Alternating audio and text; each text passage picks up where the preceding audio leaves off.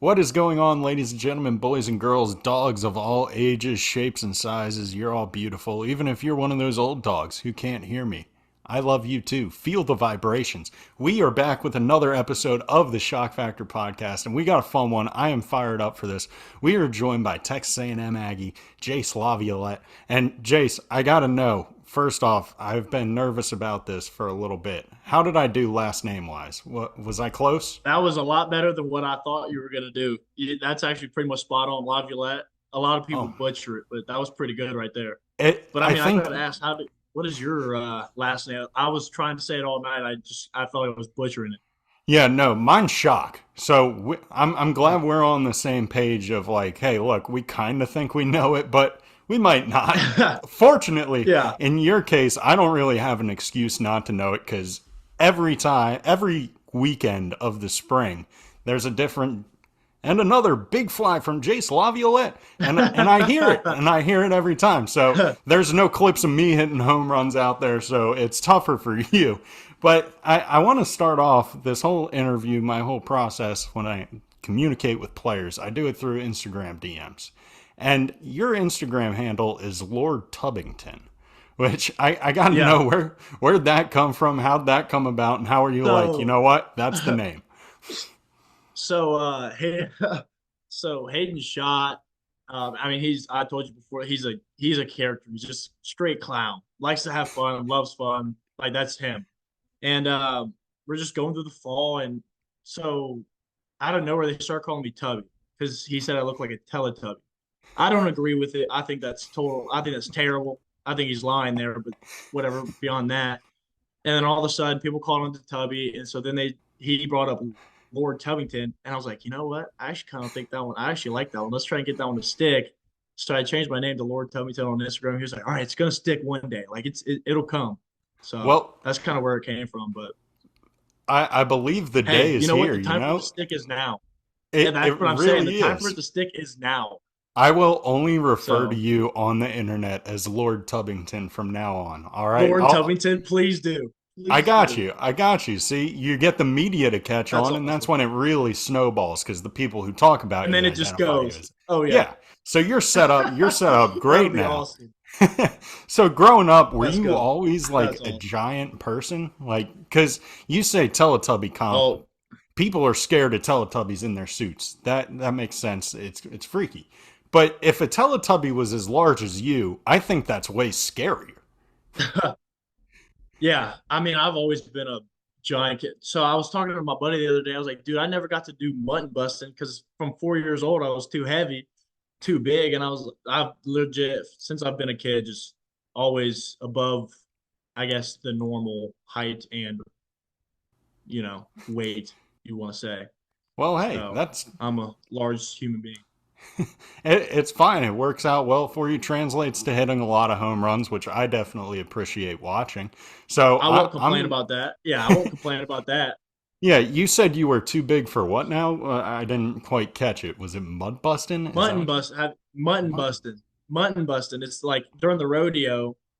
So I think it's like from five to it's like 2 through 5. You can ride these lambs, right? And you literally just get on the back of them, hold on to them, and it's these little kids literally just they hold on for dear life, and hold on as long as they can. And I've always wanted to do it, but I was too heavy from legit.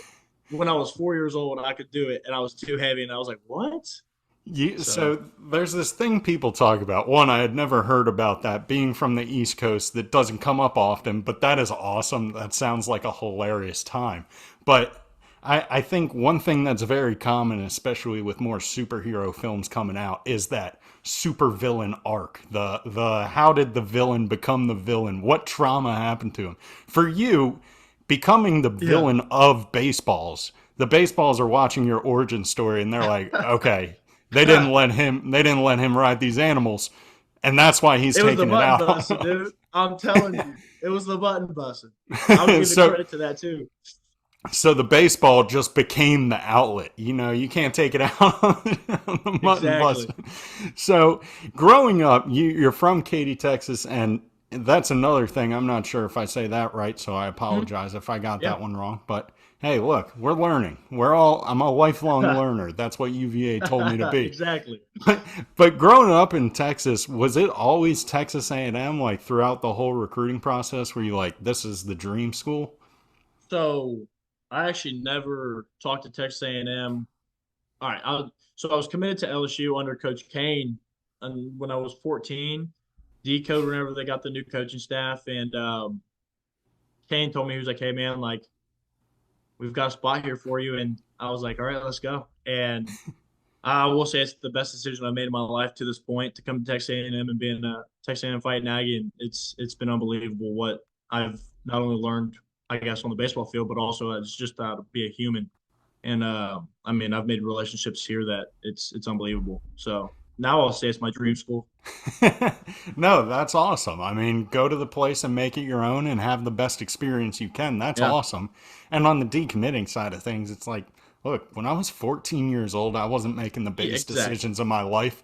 But if I were told to, I don't think I would have made good ones. So, Right, exactly. I think the same way. And I mean, like, it's legit. Like, I was kind of nervous about coming here just because I knew nothing, and I hate to say, it, but I knew nothing about Texas A&M. And then the moment I got here, it was like, as I said, it's like a big family. Like immediately from the beginning, like you just feel like you can walk through campus and it's like you know everybody, but you know no one because the school's so big. yeah, and I feel like Texas A&M is so unique with that culture around sports in the sense that like the whole campus is related under the identity of like, hey, we're the 12th man. Right. We are who shows up to support these guys, Yeah. and it's just such a cool environment. So when you visited, what was it about the school that really stood out to you? So from the baseball side of things, I mean, I think we have the best coaching staff in the nation, and I mean, I'm not shy to say that I think it's an unbelievable coaching staff. Like I said it today earlier, I was like, dude, I feel like we have pro coaches coaching in college. If like honestly, like it's unbelievable what they've been able to do throughout their times coaching. So that was a number one big thing for me. I was like, all right, I feel like I can be elite because I want to be elite and I want to come here. And I think they give me the best shot at doing what I want to do throughout the game of baseball. And then on the school side of the thing, it was like I had this conversation with my mom. I was like, so if everything doesn't go the way that I want it to, because I mean, I'm kind of a realistic guy, right? Like when it comes to just life, I kind of understand the numbers within the game and how many people are actually successful at doing what every kid's dream is.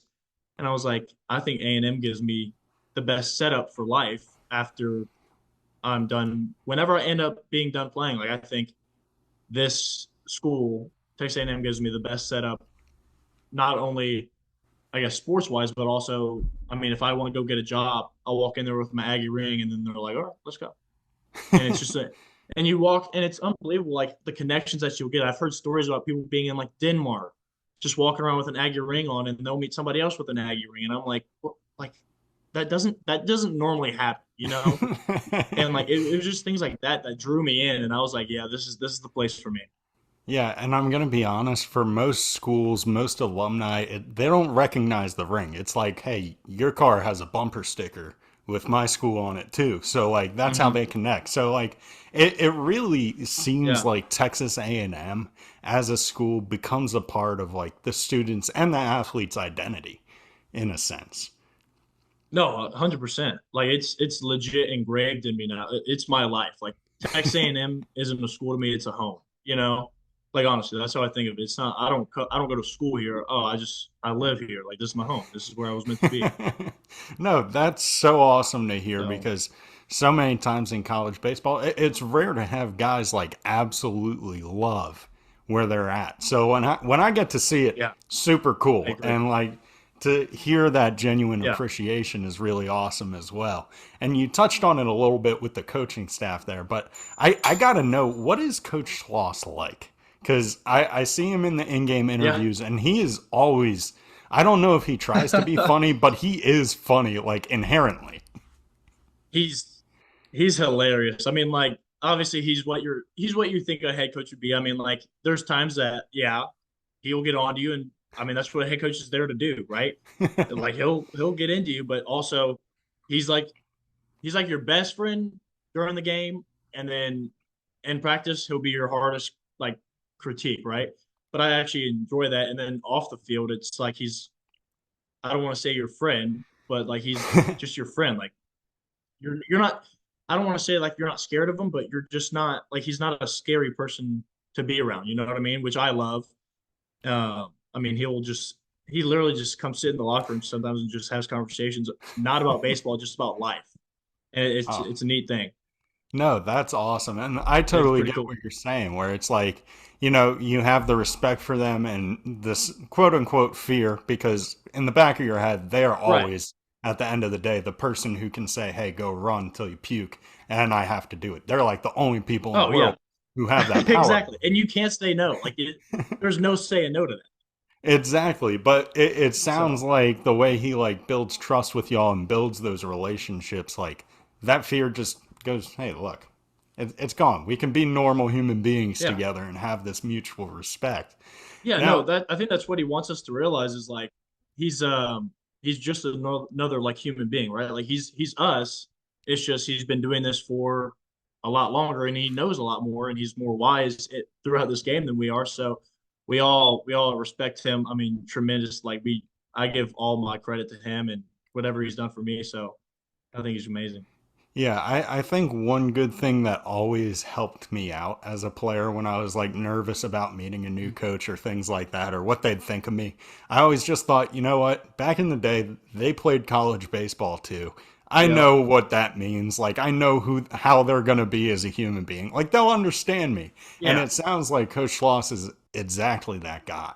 Exactly the same. And I love it because he always we'll have team meetings and he's always saying like he's trying to work on himself to be a better coach. Which I mean he's been doing this for I don't even know how long he's been doing it, and he's sitting up in front of us telling us he's still got things to work on. It just shows like not only himself but the team like he has full trust in us to say whatever he wants whenever he wants, and nobody like we're all a big family and it's the culture that he's engraved in this team is special. That's phenomenal. And then one of the new guys, new members of that family, new pitching coach, which I know you don't do much with pitching. I know your time with pitchers in the fall is typically, hey, I'm going to try to crank this ball off you in inner squad, see how far I can put it. But Coach Wiener, what is he like? What has he been like for you Dude, guys? he's Max is. I mean, he's amazing. He's literally. I've never seen a pitching coach just let the guys have more fun. I think you would have loved. I've never seen pitchers have more fun in my life. Like every day they're just in there like yelling, like having a great time. It seems like they're just having a big party, and I'm like, what's going on over there? Looks kind of fun. And I'll always just take a little peek. I know I'm not supposed to, but I'll just take a little peek over there, see what they're doing. But I mean, he's a phenomenal coach and honestly a phenomenal guy. He's legit everything you want in a pitching coach. Obviously, y'all have seen the numbers on what he's done It throughout works. his time in baseball, and I mean he's one of the best, if not the best. So Yeah, and I mean, you talk about a guy who you remember, hey, look, this was at its core, this is a college baseball player too. He was like yeah, 6 years ago. So, really yeah, easy guy to relate to, I'd imagine, for y'all.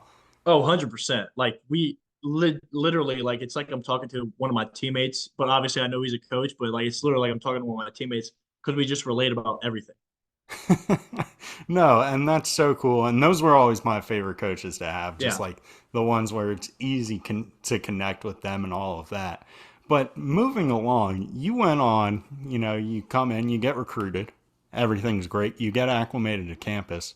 Then opening day comes around and you don't stop hitting, for the rest of the year. What was your freshman season like? Because again, it was one of the more successful freshman seasons of anyone in the nation. And Yeah. you were sent, usually guys, their freshman year, this is a typical trend I see, will hit more doubles than home runs. You just said, "Hey, skip that step, go straight to the home runs." What would you attribute having that Well, kind of instant success to? yeah. I mean, I wouldn't say the whole like I'll be honest, throughout the beginning of the season, non-conference play, there were many times where I was even like, dude, do I even belong on the field right now? Like, do I even belong here? Because I was hitting close to 200 in non-conference play, and I was like, dude, we haven't even gotten to the hard stuff yet, and I am brutally down. Like, I'm down terrible right now. This sucks. And so our head coach Mike was every day I'd work with him. He was like, "Dude, you gotta just trust it. You'll come out of this trench. Like it can't keep getting worse." Because I was pretty much at rock bottom. Like I was like, "All right, dude, if this gets any worse, then I don't know what I don't know what can happen." And so finally, it kind of all clicked for me. And honestly, I kind of think that me stop caring as much about the results helped a lot because I was every time I go to the play strikeout or something, I just come back and just be so mad at myself. And I was like, dude, why am I caring so much? And so then it finally turned on, and I was like, oh, this is a lot more fun just to not care. And Yeah. so that's pretty much it. Like during the back half of the season, I just stuck with a swing. Me and Mike would have some tweaks every now and then, but dude, it got fun. No, baseball, that's the way it goes with baseball. It's the cruelest game in the world in the sense that like when it's the darkest, that's when it gives you like a little bit of success to Yeah, reel you back in. It's how you get that gambling addict sort of itch of it because yeah, it's like, oh, well this weekend, I hit 3 home runs. So I'm back in it. I'm back in it. But right. what I gotta say is, even when like you're talking about having this rut, this dread, you were still putting balls out of the yard. Like you were still finding scattered Yeah, success. And like when you right. were hitting them, they were demolished. So like in my brain, I'm like, oh, this kid just absolutely went off the whole time because the home runs. I know it was only counting for one, but some of these should have counted for two. I will allege that for my whole rest of my life. You put some balls so far that I just don't understand it. But then following that incredible freshman season, you get out of the rut just by saying, hey, you know what? Screw it. Past is the past. Next, one foot in front of the other. Yeah. What would you say? Did you And have so like something you would repeat to yourself or something you would tell yourself? So one thing that helped me get out of that too was I sat down with the coach. Like he took me up to his office and he told me one thing, and it was if you live in the future, it causes anxiety, and you live in the past, it will cause depression. So live in the present. And whenever he said that, I was like, dude, like I know you're not supposed to be like a motivational speaker or anything, but this kind of resonates really like deep with what I'm going through because I was always just like thinking about tomorrow or thinking about I just went over 4 with 4 punchies. I suck. I can't do that tomorrow. And so then I just get anxious about the game and everything.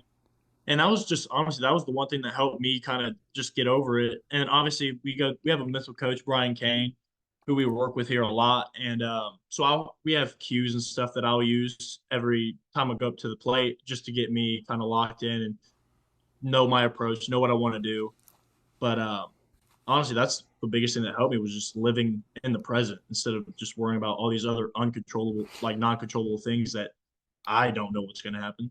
So No, I absolutely love that. You're saying like everything that I believed in as a pitcher, like yeah, the whole living in the present. The quote I relied on was from my pitching coach in the Cape, Jerry Weinstein. He said, "If you have 1 foot in the past, 1 foot in the future, you're taking a big old dump in the present, just because anatomically speaking, like where else is it gonna be, you know?" So that yours sounds way more philosophical than what that's I pretty was funny though. doing. I actually kind of like that one too. I might start using that one too. That's pretty funny.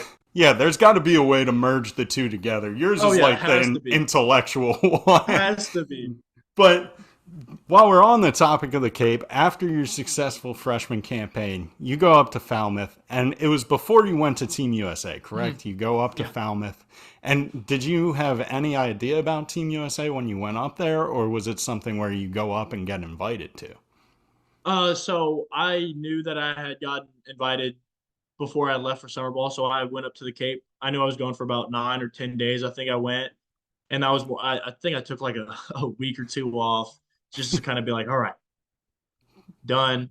So went to Falmouth for 9 or 10 days just to get back into the swing of things, and then was like, all right, let's go compete. Let's go compete again.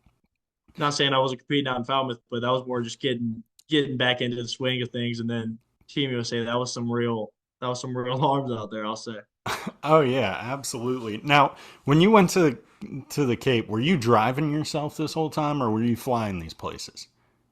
Oh, I since I knew that I wasn't going to stay in the Cape for missed what 2 or 3? Is it 3 months? 2 or 3 months, whatever it is. I wasn't Hmm. gonna drive because that's so pointless. What is it? 4 days in the car, 2 days in the car, and No, then just to drive don't do another it. like something 14 hours to North Carolina. I was out on that from the start. Nope. Good I call. was flying. Very I was good flying call. everywhere. Now, had you been to the East Coast before your summer up here?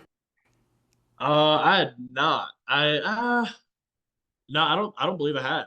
So, what did you think of it between Cape Cod and North Carolina? What was your impressions of the East Coast? Well, I had one of the best lobster rolls I've ever had in my life.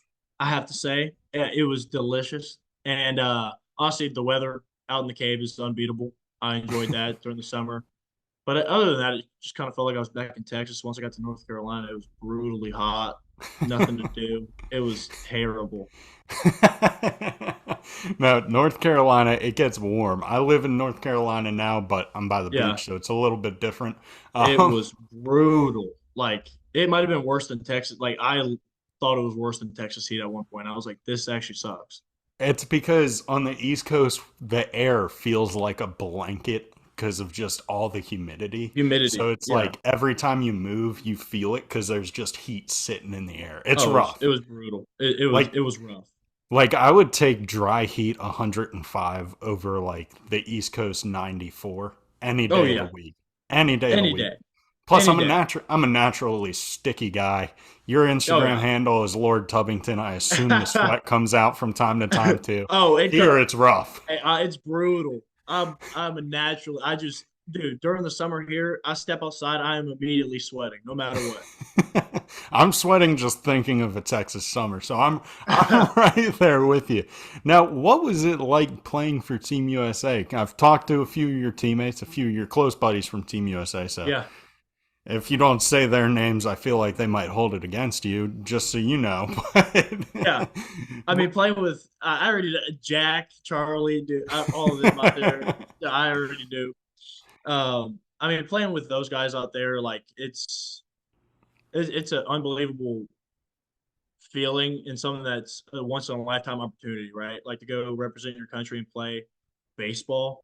Represent your country is a thing that not many people get to do. Um, I mean, it's something that rarely comes your way, and whenever it does, then I think you should seize that opportunity. And it was a blast. It was just people that I got to meet. I'll remember them for the rest of my life, also. So it was awesome. Yeah, I think the coolest thing that picked up on when I came down and watched y'all play was the fact that you guys play like 9 games together. And you guys were all like close, Yeah. hanging out and joking around like you guys have spent a whole year together, Right. which I think that was really cool because it's like, okay, all the best baseball players are going to get together. That's cool, whatever. And they're all going to be really good friends afterwards. It's just such a cool setup. And Yeah, now, it is. It was awesome. Like I still talk to half those dudes to this day. Like Drew, like I talk to half these guys still to this day that I honestly didn't really know other than playing them before. So it was cool. yeah, and then of course with the spring coming around, you'll get to see a lot of them. A lot of them will be your opponents. That's okay. Yep. That just means you're playing good competition, which is always good. Always good. Oh, Now, I saw one tweet where when you were with Team USA, you were exchanging a gift with a player from Team Japan. And am I allowed to ask you what you gave them and what gift you received? wait, what was it? It was a tweet. It was before the All Star Championship Series. It was like you were exchanging gifts with someone from the other team. Oh, I think it was I think it was a shirt for a pen. I actually have no clue. I've got no clue what it was. I forget. There's nothing wrong with that. It looked like a cool moment, so I was like, all right, well, It was we'll pretty ask cool. about And it. then after we got done with I think that was for Chinese Taipei. And then after we got done playing Japan, I went over to the other side. Uh, I gave them a bat. They gave me a few bats, like from Okay. Japan, which was pretty sweet. That was cool. I think somebody got a glove from one of the kids. Like that's pretty That's a sweet. big get. That's Yeah, not I was easily like, done. no, I was like, honestly, was like, dang, I actually kind of want one of those too now because they're pretty sweet. Like they're actually some cool gloves. So Really? yeah, I actually thought it was better than the glove I was wearing. Like whenever I was wearing it, I was like, dude, I want this instead of that. No, that's one thing I miss about playing summer ball is just all the gear swapping, all the new Yeah, stuff you'd come home with. And right. sure, it was probably pre-sweated in, but that's all right. I traded one of my sweaty Hey, it shirts. It doesn't hurt happens. nobody.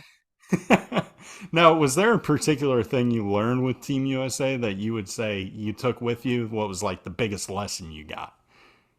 Yeah. Honestly, I would just say to seize every day, right? Just more about like playing baseball to represent your country. You kind of understand more of what it means to live in the United States of America. And I was talking about this. I don't know why I was talking about this earlier today, but I was. I think it was July 4th, and everybody all that's listening to this probably seen the Sandlot, right? And the scene where they're playing baseball on July 4th and they're shooting fireworks. It was literally a scene from that. There's Oh, fireworks going off in the background, and the whole crowd was chanting USA. And that's dude, sick. like it was the coolest. It was the coolest moment on a baseball field I've ever had in my life. It was unbelievable. And I mean, it just showed me that like legit live your life to the fullest every day, like because you never know when it's your last. So that's probably the biggest thing that I came home with. No, that sounds like literally a core baseball memory, like coming true. And like, I love that you have that Oh yeah. mindset of like, damn, this is like in the Sandlot when that scene that gave me chills as a child No, happened. it was a It's happening. like it gave me chills, literally. I That's it gave me chills and it gave me chills talking about it just now. Like it's absurd. That's literally that I didn't even know that was a bucket list baseball thing, but I guess I could check that off now. yeah. If it wasn't on your bucket So list already, add it and then check it off. That's a great way to do lists yeah, too. Feel super yeah. accomplished. Just what have I already done? Done. But no, that's Exactly. such an awesome experience. And then, of course, you come back to school. You have a great fall. You're getting ready, getting tuned up for the season. Were there any new faces in this Aggie lineup that you were really impressed with this fall? Oh, come on. Just take a guess. I think you already know. Come on, I need it. I need it from the source himself. I need it from the source Yeah, I himself. mean, I'm gonna be honest. 1 through 9, I could go on and on about our whole lineup. To be honest, I think legit 1 through 9 we rank, but I think you want to hear, some Braden Montgomery thrown out there. I think that's you want to hear that Well, thrown out there. Yeah, I you mean, know, we always wonder. yeah, I get it. I get it. Yeah, but I mean, he's a once in a lifetime talent too. I've seen him do some things on the baseball field that I was even like, whoa, like that's impressive. No, I So, believe it. Like the raw athleticism there. The name I was searching for was Gavin Grahovic. oh wow.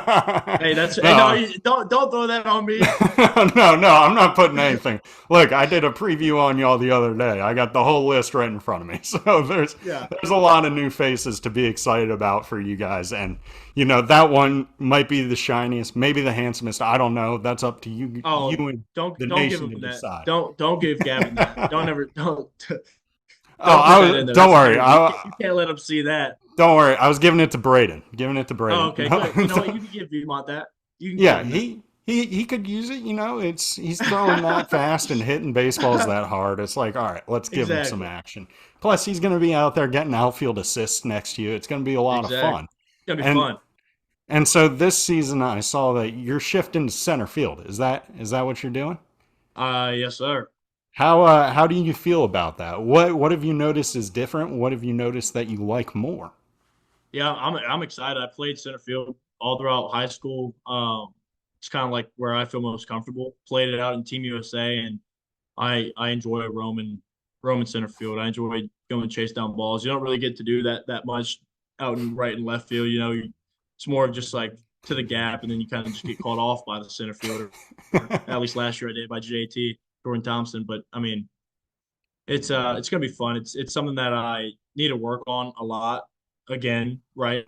I mean, I feel like everybody has things to work on, and that's definitely something that Yeah. I need to continue to work on just to get the feel back. I mean, it's definitely different, I guess, just because you don't have to deal with the slice and all that. But I wouldn't say it's easier.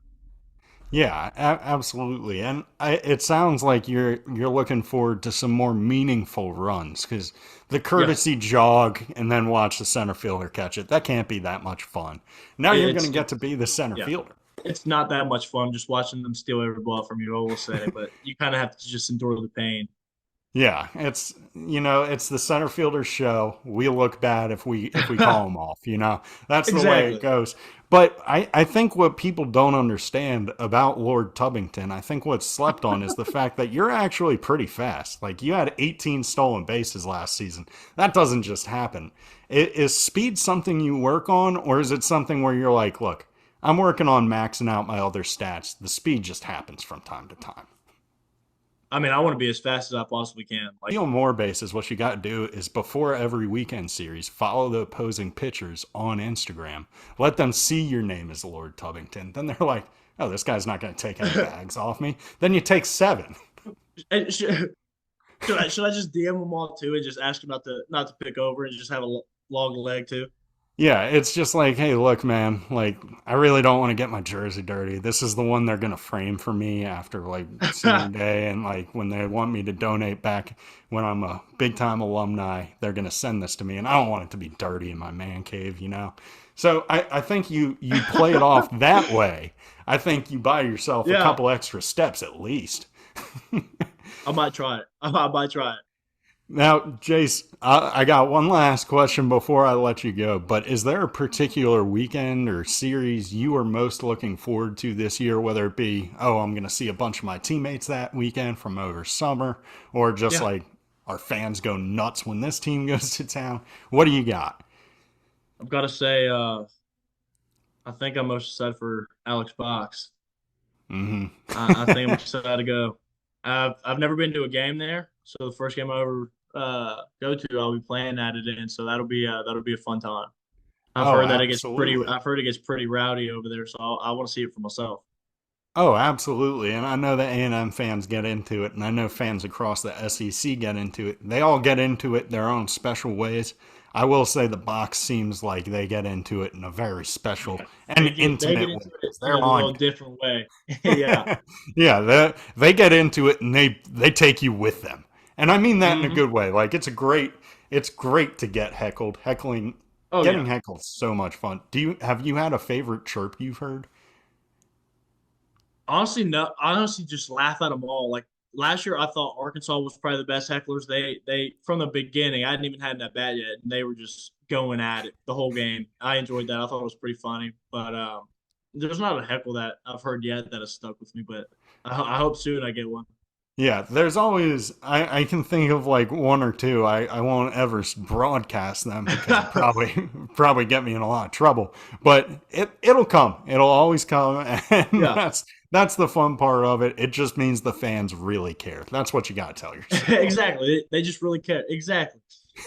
It's their way of showing that passion. But Jace, thank you so much for taking the time out of your busy schedule, getting ready for the 2024 season to sit down with us and share a bit of your personality with some fans. I certainly appreciate it. And again, good luck this season. I'm looking forward to watching you go out there and compete. Yes, sir. Thank you. Kick 'em.